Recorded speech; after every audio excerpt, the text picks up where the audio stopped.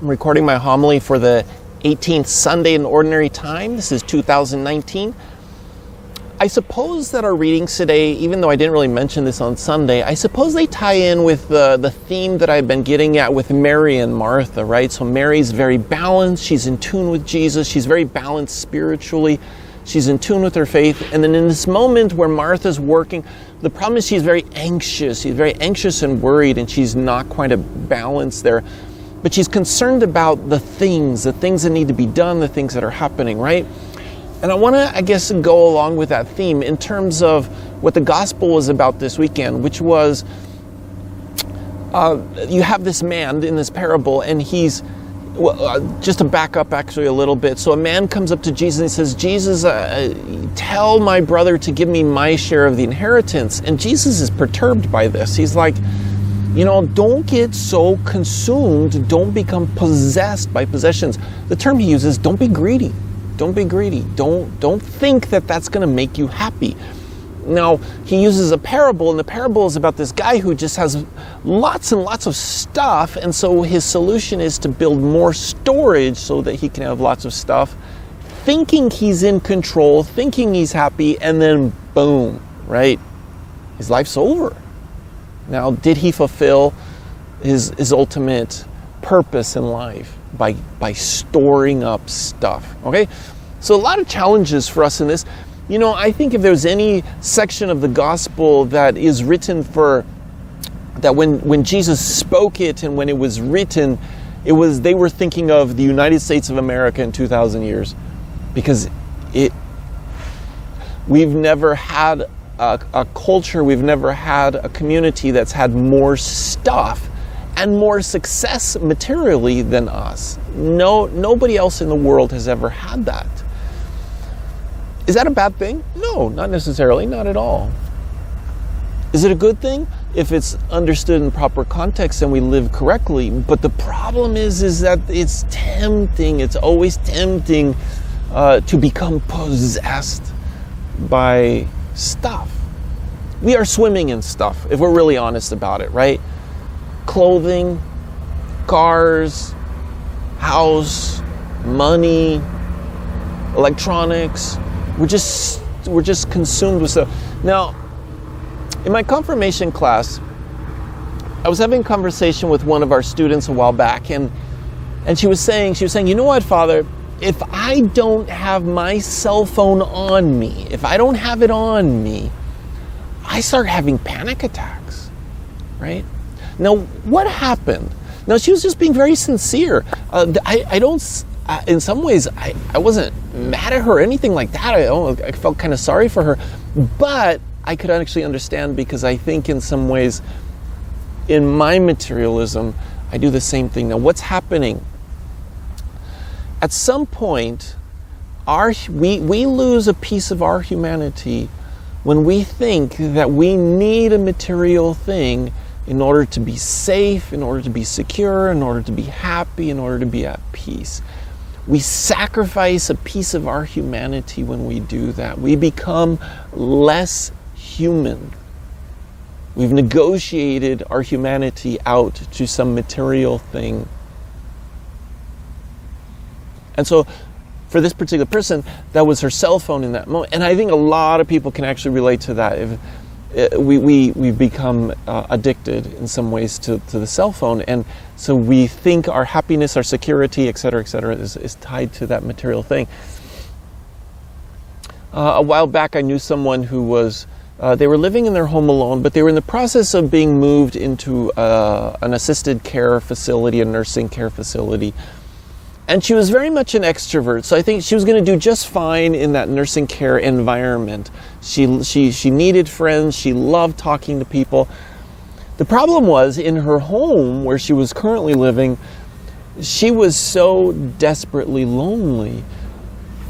But she had also become a hoarder. And I mean hoarder, piles and piles and piles of stuff and papers and magazines, and there was this really sincere fear that if she put her mail in the trash, somebody would steal her identity, and she felt in some ways like all this stuff, even her old mail, even her junk mail, was necessary to have in the house for her security.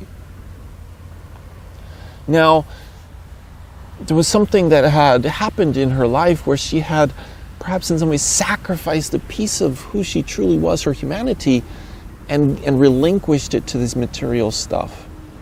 Now, once she got in the care facility, she was happy as a clam because she had friends. She had friends. She didn't need that stuff for her humanity, to have her humanity. She didn't need it, no. She had friends now. And she was much healthier and much happier. I think a little lesson there, right? Okay, so in the first reading, you have Ecclesiastes, and there's that very famous phrase, vanity of vanities, all is vanity. Now, this is not vanity like I'm looking in a mirror and I look so beautiful kind of vanity, right? This is, it is in vain, it is useless, it is useless, it is useless. Okay, all things are useless. Now, I know somebody's going to say, well, no, that's not true. We need material things, and yes. But if you were to read through Ecclesiastes and get to the punchline, right? Get to the very last line. The very last line basically says, all things are vanity unless it's connected to God. Unless it's from God, unless it's because of faith, unless it's because it brings us back to our Creator. All creation is in vain unless it's in our lives in such a manner that it brings us back to the Creator, to God. I think that's a good point. It's a good point. Now, we go a little bit deeper with some of this stuff.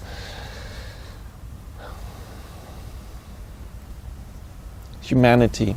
You know, the thing is, we can even turn people around us into possessions, into objects, right? I'm reading this book right now. It's not Catholic, it's Protestant. It's written by a Protestant Christian author on manhood, if you will, on helping men become better Christians. And he has this point where I think he's got a really good insight, where he talks about how when a man and a woman first come together and they first meet each other and they fall in love, right? We have this infatuous love, which is singularly focused on the other person. It's almost like the whole world goes away except for this other person. And so they're texting or emailing or talking and calling each other, and they're dreaming, and everything is about the other. Now, there's nothing wrong with that.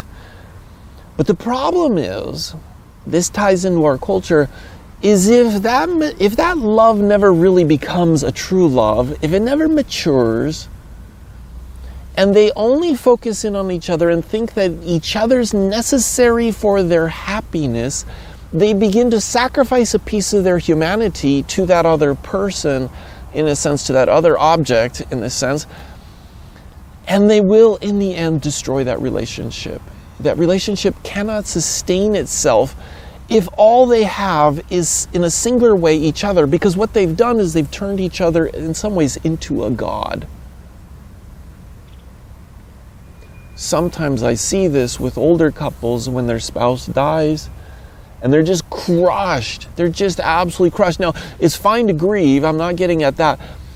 But it's like this, you begin to worry that spouse is going to commit suicide because in a sense, I think they had put too much on that other spouse. They had sacrificed too much of their own identity and humanity.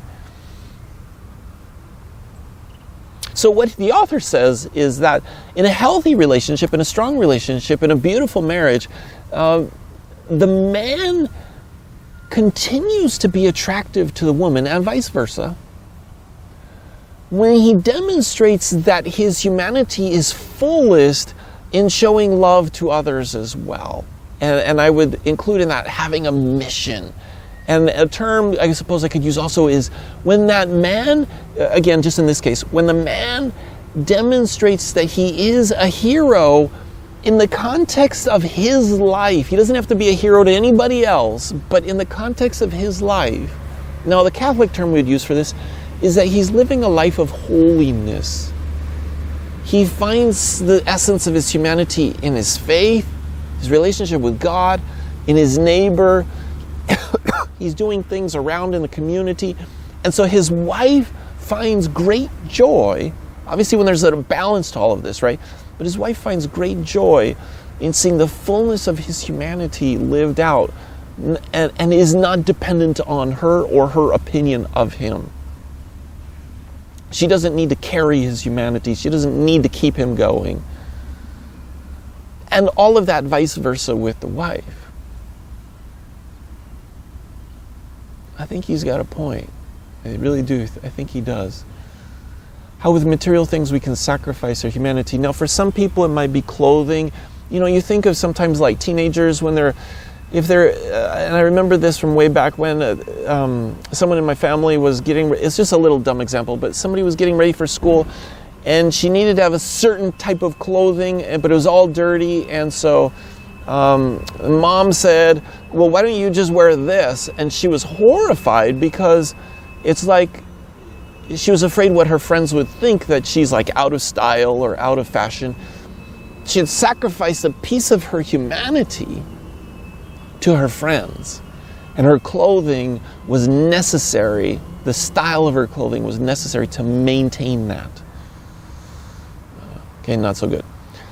You know, one of the things, so a while back, I did a whole bunch of mission trips with groups from the parish, and you know, one of the things some parishioners got upset with, they said, well, why are you doing this all out of country? Why do you keep going to all these other countries? And I tried to make a point, and I don't think it really was made, but until a person actually goes out of the country, we really don't have poverty the same way as the rest of the world. I mean, we don't even do poverty the same.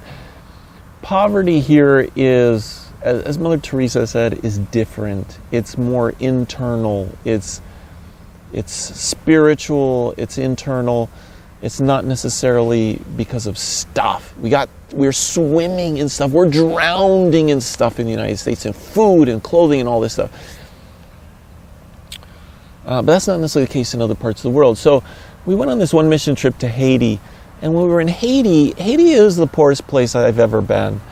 But even there they have stuff. Now, it's interesting. You go down to the market and you say, okay, where do we go for clothing? Well, there's all kinds of clothing stores. And in Haiti, their clothing market was really just this dirt field where they had parked these shipping containers, right, that you'll see on the shipping boats.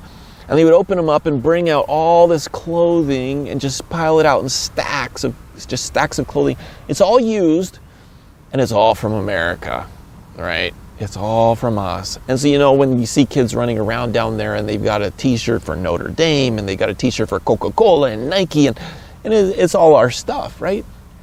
But, you know, there's something different there. So what I noticed was everybody was dressed clean. I mean, when you think of poverty, you think of people who are dirty and filthy and unkept. And that was not the case in Haiti. Their personal hygiene was really good. And their clothing was always clean. It always fit well. They never looked sloppy. I was amazed by this. And so I remember asking somebody when we were down there, and I said, you know, tell me a little bit about this. He said, you know what, we're poor, but because of that, we take care of what we have. It's important to us. But also, by taking care of what we have, it helps to remind us that we are human beings. We're not just poor refuse, we're not just stray dogs, we're human beings. And so they would take care of themselves in that way. Again, I think a great message for us as Americans, when we look at our diet, when we look at things that we do that harm our health, we look how sloppy we get sometimes. You know, people will say that about America. We're kind of sloppy.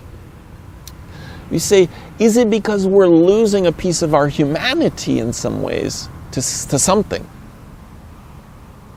When you look at the depression rate and you look at the suicide rate and it just keeps going up higher and higher and higher, you say, there's something here. There's something, we've sacrificed our humanity in some ways. Now, when we were in Haiti, the other thing to notice was that all the kids who went to school would wear uniforms. No, these are nice uniforms. These uniforms are pressed. I mean, and you look at how they did it. They would have all these irons where they had to put coals in the iron. They didn't have electricity, right? And they'd have to wait for the coals to heat up the metal and then they could press. Well, they would come out of these little tiny hovels, these corrugated roof hovels. And their kids were spick and span. I mean, they were clean in these nicely pressed uniforms. I was amazed. And then I came back home and I see the kids going to school and I'm just like, oh man, if everybody could go to Haiti and see what it means to take care of yourself, right? To take pride I think in the good sense, but to take pride in being, well kept, and I think just having dignity, right? Having self-respect. I think when we're close to God, though, we do understand those things. We don't get sloppy inside, we don't get sloppy outside. Now, I'm going to talk a little bit about poverty, not in the bad sense, not poverty where a person doesn't have enough food and they don't have enough shelter and they don't have enough education and they don't have enough clothing. I'm not talking about that poverty, but I'm talking about the good poverty that Jesus often gets at. And that's poverty. I don't know where the word potty came from. Poverty internally as well as externally. So internal poverty is detachment, right? What do I desire? So a couple weeks ago, I went on a camping trip with my family. We were having our family reunion. And one day, this guy pulls up at the campground with this trailer that he has made. Now, for those of you who know me, I love building things, right? I love creative things. So when I saw it, it was just like, that is so awesome. I want to build a trailer. Now, when I came back, I started obsessing over it. It's like, what would I do if I were to build a trailer, like one of these little RV trailers? And it wasn't about building a luxury trailer. It wasn't about anything like that. But I became internally obsessed. I was not detached in any way. Now, I've learned that if I want to catch myself with my little materialistic obsessions, I just have to tell my mom what I'm thinking about.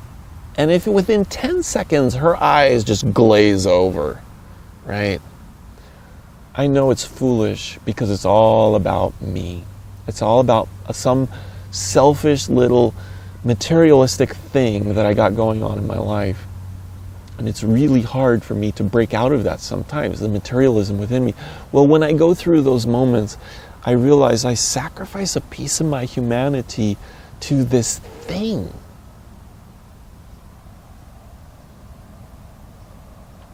Internal detachment, being free internally. So the very last line of the gospel, Jesus says, he says, thus will it be for all who store up treasure for themselves. Well, so what was thus will it be? That night his life was demanded of him, right? Thus will it be for all who store up treasure for themselves. So you remember my example, I was all thinking of something for myself, but are not rich in what matters to God. And so that internal detachment frees the person to focus on what matters to God. What matters to God? At all my weddings, I had a wedding this last weekend, and I asked them the same question. And you know what? This time is the first time I've ever had this. The husband and wife said the answer simultaneously, together, word for word. I was so proud of them, right? To love God with all your heart, mind, soul, and strength. To love God with all of it, and to love your neighbor as yourself. Externally focused, one's humanity is fulfilled in that love in a balanced way, right? And not consumed, not obsessed with stuff and things. So you think about, what do you dream about? What do you desire? Is it clothing? Is it food? Is it another house, bigger house? Is it things? Is it projects? Like for me, it's building things. All right, we surrender those things to God and we allow them to be a balanced part of our life where we can be detached from them and focused more on that which matters to God. All right, God bless.